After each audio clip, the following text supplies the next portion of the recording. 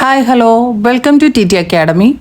അപ്പോൾ കഴിഞ്ഞ ക്ലാസ്സിൽ നമ്മൾ പി ടി എ എന്താണെന്ന് നമ്മൾ വിശദമായിട്ട് നോക്കി. ഈ പി ടി എയുടെ തന്നെ വേറൊരു ഘടകമാണ് ക്ലാസ് പി ടി എ എന്ന് പറയുന്നത്, അല്ലെങ്കിൽ സി പി ടി എ എന്ന് പറയുന്നത്.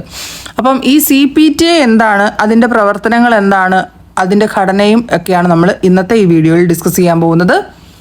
LPSA ഈ തവണത്തെ ഇൻ്റർവ്യൂവിന് ചോദിച്ച ചോദ്യം എന്ന നിലയിൽ വളരെയധികം പ്രാധാന്യമുള്ള ഒരു ചോദ്യം തന്നെയാണ് ക്ലാസ് പി ടി എ.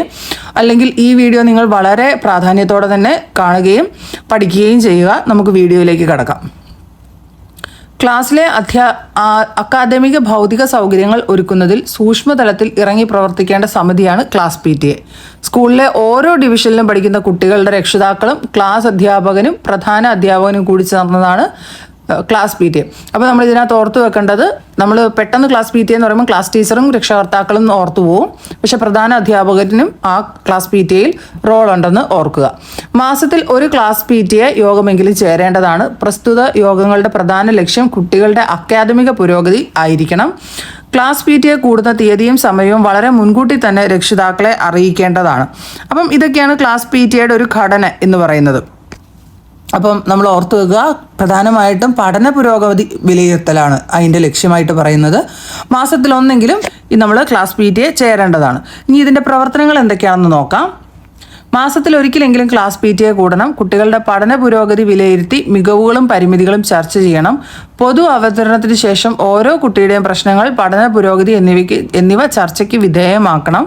പഠന പ്രവർത്തനത്തിന്റെ ഭാഗമായി രൂപപ്പെട്ട ഉൽപ്പന്നങ്ങൾ കാണാനും വിലയിരുത്താനും രക്ഷിതാവിന് അവസരമുണ്ടാവണം.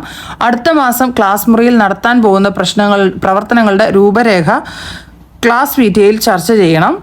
രക്ഷിതാക്കൾക്ക് ഏതൊക്കെ കാര്യങ്ങളിൽ എങ്ങനെയൊക്കെ കുട്ടിയെ സഹായിക്കാമെന്ന് രക്ഷിതാക്കളെ ബോധ്യപ്പെടുത്തണം. രക്ഷിതാക്കളുടെ സഹായം ആവശ്യമുള്ള പരിപാടികളിൽ അവരുടെ സഹായം തേടണം. പാഠ്യപദ്ധതിയെക്കുറിച്ച് രക്ഷകർത്താക്കൾക്ക് ബോധവൽക്കരണ ക്ലാസുകൾ സംഘടിപ്പിക്കണം. അതായത് ഈ ക്ലാസ് പി ടി എ എന്ന് പറയുന്നത് ക്ലാസ് ടീച്ചറും ഓരോ കുട്ടിയുടെയും പേരൻറ്റും തമ്മിൽ നേരിട്ട് മനസ്സിലാക്കി, അല്ലെങ്കിൽ ഒരു കുട്ടിയുടെ കാര്യം അവർക്ക് തമ്മിൽ ചർച്ച ചെയ്യാനുള്ള ഒരു അവസരമാണ് ക്ലാസ് പി ടി എ ഒരുക്കുന്നത്.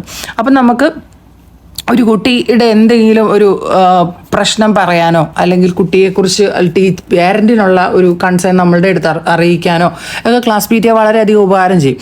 അതുപോലെ നമ്മൾ സ്കൂൾ തലത്തിൽ സംഘടിപ്പിക്കുന്ന പല എക്സിബിഷൻ്റെയും ഒക്കെ പ്രദർശനം നമുക്ക് ക്ലാസ് പി ടി എകളിൽ നടത്താം. അപ്പം ഓരോ കുട്ടിയെയും അത് കണ്ട്, അല്ലെങ്കിൽ അതിന് പിന്നിൽ പ്രവർത്തിച്ച പേരൻറ്റിനെ നമുക്ക് പേഴ്സണലി ഒന്ന് അഭിനന്ദിക്കാം. അങ്ങനെയുള്ള ഒരു ചെറിയൊരു സ്പേസാണ് നമുക്ക് ഈ ക്ലാസ് പി ടി എ കൊണ്ട് നമുക്ക് ലഭ്യമാകുന്നത്. അപ്പം class P T A general P T A പോലെ തന്നെ വളരെയധികം ഇമ്പോർട്ടൻ്റ് ആണ് ഒരു കുട്ടിയുടെ പഠന മേഖലയുമായി ബന്ധപ്പെടുത്തി നോക്കുമ്പോഴത്തേക്കും. അപ്പം ഈ ഒരു ക്ലാസ് പി ടി എയും അതിൻ്റെ പ്രവർത്തനങ്ങളും ഒക്കെ വളരെ നന്നായിട്ട് എല്ലാവരും പഠിച്ചു വെക്കുക. Thank you for watching.